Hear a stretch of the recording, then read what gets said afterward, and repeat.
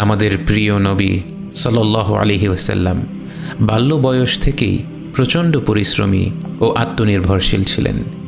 তিনি তার চাচা আবু তলেবকে নানাভাবে সহায়তা করার চেষ্টা করতেন। খুব অল্প মজুরির বিনিময়ে মেষ চড়ানোর মতো কঠিন পরিশ্রমের কাজ করতে লাগলেন তিনি, এবং পরবর্তীতে নবুয়ত লাভের পর সাহাবীদের সাথে তিনি এ বিষয়ে আলোচনা করতে দ্বিধাবোধ করেননি। তিনি কখনোই এই কাজের জন্য লজ্জিত ছিলেন না, বরং এটি ছিল তার মানসিক পরিপক্কতা, দৃঢ়তা আর সর্বোত্তম মানবিক গুণাবলী অর্জনের একটি মাইল ফলক। পূর্ববর্তী সকল নবী রসুলগণই এই পেশার মধ্যে নিযুক্ত ছিলেন, আর এভাবেই পর্যায়ক্রমে বিভিন্ন কাজ ও পরীক্ষার মাধ্যমে আল্লাহ তাআলা তাদেরকে নবুয়ত এবং দাওয়াতের কাজের জন্য প্রস্তুত করেছেন। মহান আল্লাহ তাআলা আমাদের প্রিয় রাসূলকে এত অল্প বয়স থেকেই এত পরীক্ষা আর পরিশ্রমের মধ্য দিয়ে পার করেছেন, যেন সর্বকালের শ্রেষ্ঠ মানুষের জীবনের প্রতিটা পদক্ষেপেই আমাদের জন্য উদাহরণ হয়ে থাকে।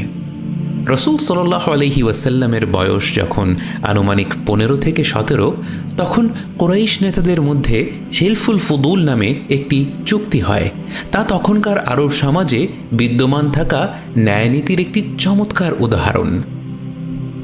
ইয়েমেন থেকে আসা জুবাইর গোত্রের একজন ব্যবসায়ী মক্কায় আসেন ও হজের আগে তার পণ্য বিক্রয় করলেন তৎকালীন ধনাঢ্য ব্যবসায়ী ও কুরাইশ গোত্রের নেতা আল আস ইবন ওয়াইলের কাছে।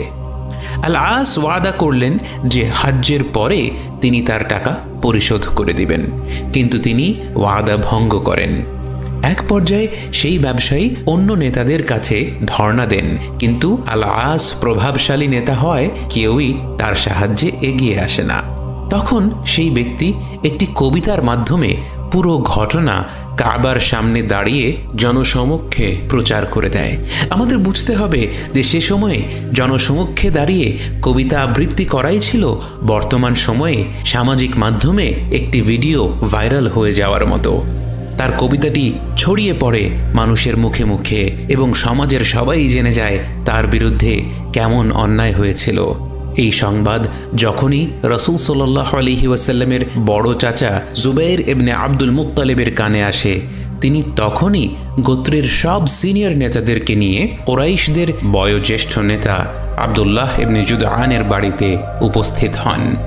সেখানে তারা এই চুক্তিতে আসেন যে তারা যে কোনো মূল্যে মজলুমদের সহায়তা করবে, সে যে গোত্রেরই হোক না কেন। এরপর তারা পবিত্র কাবার সামনে দাঁড়িয়ে এই চুক্তির ঘোষণা দেন এবং প্রত্যেক নেতা তাদের হাত সুগন্ধিতে ডুবিয়ে কাবার গায়ে ছড়িয়ে দেন। এই কারণে এই চুক্তিটির একটি নাম হয় হিলফুল মুতাইয়্যিবিন। স্কলারদের মতে এই চুক্তিকে হিলফুল ফুদুল বলা হয়, কারণ আল আস যখন এই ব্যাপারে শোনেন তখন তিনি রাগান্বিত হয়ে বলেন যে এটি ফুদুল, মানে এটি কুরাইশদের নাক গলানোর বিষয় না। রাসূল সাল্লাল্লাহু আলাইহি ওয়াসাল্লামের বয়স যখন প্রায় 23, তখন তিনি খাদিজা রাদিয়াল্লাহু আনহার বোনের মেষ চড়ানোর কাজ নেন। খাদিজা তার বড় বোনের কাছ থেকে মুহাম্মদ সাল্লাল্লাহু আলাইহি ওয়াসাল্লামের বিবিধ গুণাবলী সম্পর্কে অবগত হন এবং তাকে তার ব্যবসায় নিয়োগ দেওয়ার ব্যাপারে আগ্রহী হন। খাদিজা রাদিয়াল্লাহু আনহা সে সময়কার সবচেয়ে সম্ভ্রান্ত ও সম্পদশালী মহিলা ছিলেন। তার স্বামীর মৃত্যুর পর তিনি এই সম্পদের মালিক হন এবং ব্যবসার দায়িত্ব গ্রহণ করেন। যুবক মুহাম্মদ সাল্লাল্লাহু আলাইহি ওয়াসাল্লামের ব্যাপারে তিনি এতটাই গুণমুগ্ধ ছিলেন যে তিনি সিদ্ধান্ত নিলেন মুহাম্মদ সাল্লাল্লাহু আলাইহি ওয়াসাল্লামকে ব্যবসায়ের কাফেলা নিয়ে পাঠাবেন। সে সময় কাফেলা পাঠানো মানেই ছিল ব্যবসায় কিছুটা সিস্টেম লস হবে, অর্থাৎ যখন কাউকে দূর দেশে এতগুলো মাল নিয়ে পাঠানো হয় তার কিন্তু বিভিন্ন পদে পদেই টাকা পয়সা এদিক সেদিক করার সুযোগ থাকে। এরপরেও ব্যবসায়ীদের জন্য দিন শেষে মোটামুটি লাভ থাকতো বলেই তারা নিয়মিত কাফেলা পাঠাতেন। কিন্তু যখন মা খাদিজা রাদিয়াল্লাহু আনহা রাসূল সাল্লাল্লাহু আলাইহি ওয়াসাল্লামকে তার কাফেলার দায়িত্বে নিয়োজিত করলেন, তাঁর সততা ও ন্যায়পরায়ণতার কারণে কোনো রূপ পূর্ব অভিজ্ঞতা ছাড়াই আল্লাহর অশেষ রহমতে তিনি সাধারণ কাফেলার চেয়ে প্রায় 2-3 গুণ বেশি লাভ নিয়ে ফিরে এলেন। কাফেলাতে খাদিজা রাদিয়াল্লাহু আনহা তাঁর দাসী মাইসারাকেও পাঠিয়েছিলেন রাসূল সাল্লাল্লাহু আলাইহি ওয়াসাল্লামকে সাহায্য করার জন্য। কাফেলা থেকে ফিরে মাইসারা রাসূল সাল্লাল্লাহু আলাইহি ওয়াসাল্লামের প্রশংসায় পঞ্চমুখ হয়ে পড়ল। এদিকে রাসূল সাল্লাল্লাহু আলাইহি ওয়াসাল্লামের চরিত্র ও সততায় মুগ্ধ হয়ে তাঁর প্রতি খাদিজা রাদিয়াল্লাহু আনহার সম্মান বেড়েই চলল। তিনি নাফিসার মাধ্যমে রাসূল সাল্লাল্লাহু আলাইহি ওয়াসাল্লামকে তাঁর সাথে বিবাহের প্রস্তাব পাঠালেন। নাফিসা কৌশলে ব্যাপারটি ম্যানেজ করলেন। তিনি রাসূল সাল্লাল্লাহু আলাইহি ওয়াসাল্লামকে বললেন, মুহাম্মদ, তুমি বিয়ে করো না কেন? রাসূল সাল্লাল্লাহু আলাইহি ওয়াসাল্লাম বললেন, আমাকে কে বিয়ে করবে? আমি এতিম মানুষ, আর আমার তেমন ধন সম্পদও নেই। সুবহানাল্লাহ, আল্লাহর শ্রেষ্ঠ সৃষ্টি এতটাই বিনয়ী ছিলেন, তিনি নিজেকে বিয়ের উপযুক্তই মনে করতেন না। নাফিসা বললেন, খাদিজা যদি তোমাকে বিয়ে করতে রাজি হতো তাহলে কেমন হতো? রাসূল সাল্লাল্লাহু আলাইহি ওয়াসাল্লাম অবাক হয়ে বললেন, তিনি আমাকে কেন বিয়ে করতে চাইবেন? নাফিসা বুঝে নিলেন যে রাসূল সাল্লাল্লাহু আলাইহি ওয়াসাল্লাম খাদিজা রাদিয়াল্লাহু আনহাকে বিয়ে করতে অসম্মতি প্রকাশ করেননি, শুধু বুঝতে পারছিলেন না খাদিজা তাকে বিয়ে করার ব্যাপারে আগ্রহী কেন হবেন। এরপর তিনি খাদিজার সাথে কথা বলে তাদের বিবাহের আয়োজন করা আরম্ভ করলেন। রাসূল সাল্লাল্লাহু আলাইহি ওয়াসাল্লামের বয়স যখন আনুমানিক ৩৫ বছর, তখন পবিত্র কাবা ঘর পুনর্নির্মাণ করা হয়। মূলত একটি অগ্নিকাণ্ড ও পরবর্তী বছরে বন্যায় কাবা ঘরে ব্যাপক ক্ষয়ক্ষতি হয়, যার প্রেক্ষিতে কাবা ঘর পুনর্নির্মাণ করা জরুরি হয়ে পড়ে।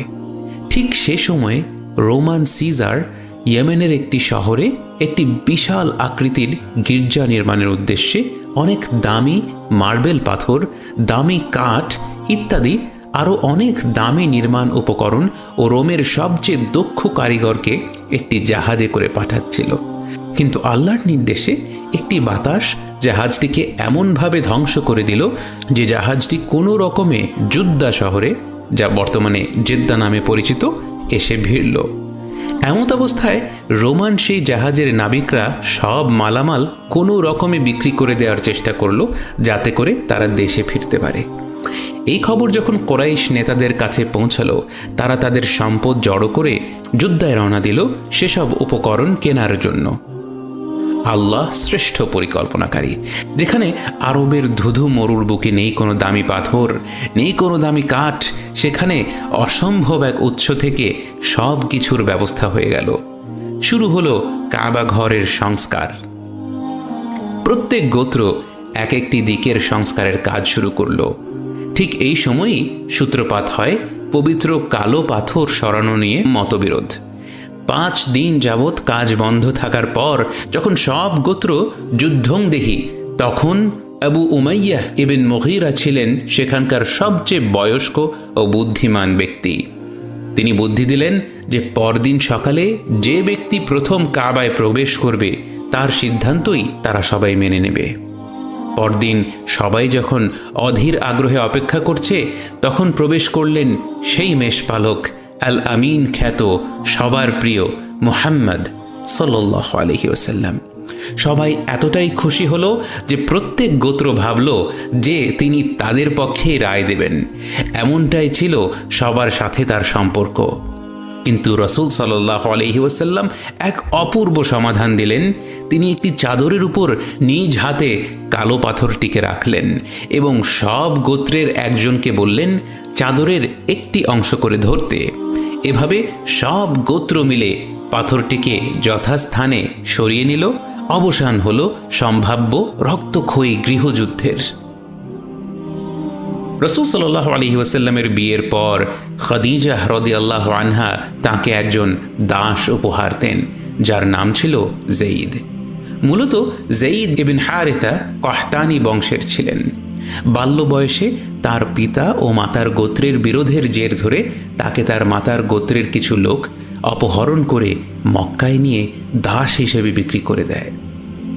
ভাগ্যক্রমে তিনি খাদিজা রাদিয়াল্লাহু আনহার দাস হিসেবে নিয়োগপ্রাপ্ত হন এবং রাসূল সাল্লাল্লাহু আলাইহি ওয়াসাল্লামের সাথে বিবাহের পর খাদিজা রাদিয়াল্লাহু আনহা জাইদকে তার স্বামীর কাছে উপহার হিসেবে দান করেন। সেই সময় থেকে জাইদ রাসূল সাল্লাল্লাহু আলাইহি ওয়াসাল্লামের খেদমতে নিয়োজিত ছিলেন। এদিকে জাইদের পিতা তার সন্তানের খোঁজ খবর করতে গিয়ে একসময় খবর পায় আব্দুল মুত্তালিবের নাতি মুহাম্মদ সাল্লাল্লাহু আলাইহি ওয়াসাল্লামের নিকট তার সন্তান রয়েছে। জাইদের পিতা আর তার চাচা মুহাম্মদ সাল্লাল্লাহু আলাইহি ওয়াসাল্লামকে অনুরোধ করলেন যদি জাইদকে তিনি ফিরিয়ে দেন। মুহাম্মদ সাল্লাল্লাহু আলাইহি ওয়াসাল্লাম বললেন, এ ব্যাপারে জাইদের সিদ্ধান্তই হবে তার সিদ্ধান্ত। জাইদ তখন 25 বছরের এক যুবক এবং মুহাম্মদ সাল্লাল্লাহু আলাইহি ওয়াসাল্লামের দাস। স্বভাবতই পিতা আর সন্তানের যে বন্ধন এবং দাসত্ব থেকে মুক্তির এই সুযোগ জাইদের নেয়ার কথা, কিন্তু রাসূল সাল্লাল্লাহু আলাইহি ওয়াসাল্লামের যে আখলাক, যে দরদ দিয়ে তিনি মানুষকে ভালোবাসতেন, তার স্বাদ যে পেয়েছে তার পক্ষে অন্য কাউকেই স্থান দেওয়া সম্ভব না। জাইদ বললেন যে তিনি কখনোই মুহাম্মদ সাল্লাল্লাহু আলাইহি ওয়াসাল্লামের উপর কাউকে স্থান দিতে পারবেন না এবং তিনি তাকে ছেড়েও যাবেন না। এই কথা শুনে জাইদের বাবা ও চাচা হতবাক এবং মুহাম্মদ সাল্লাল্লাহু আলাইহি ওয়াসাল্লাম এতটা খুশি হলেন যে তিনি কাবার চত্বরে সবার সামনে ঘোষণা দিলেন যে আজ থেকে জাইদ মুক্ত আর জাইদ তাঁরই সন্তান। সেদিন থেকেই সবাই জাইদকে জাইদ ইবন মুহাম্মদ বলে জানত। ইসলামের প্রতিটি পদক্ষেপে জাইদ ইবন হারিসার অবস্থান ছিল অসম্ভব গুরুত্বপূর্ণ। রাসূল সাল্লাল্লাহু আলাইহি ওয়াসাল্লামের নির্দেশে গুরুত্বপূর্ণ বেশ কিছু যুদ্ধের নেতৃত্ব দিয়েছেন তিনি একমাত্র সাহাবী যার নাম পবিত্র কোরআনে আল্লাহ সুবহানাহু ওয়া তাআলা উল্লেখ করেছেন। মক্কা বিজয়ের পর রোমান বাহিনীর সাথে মুতআর যুদ্ধে তিনি শাহাদাত বরণ করেন।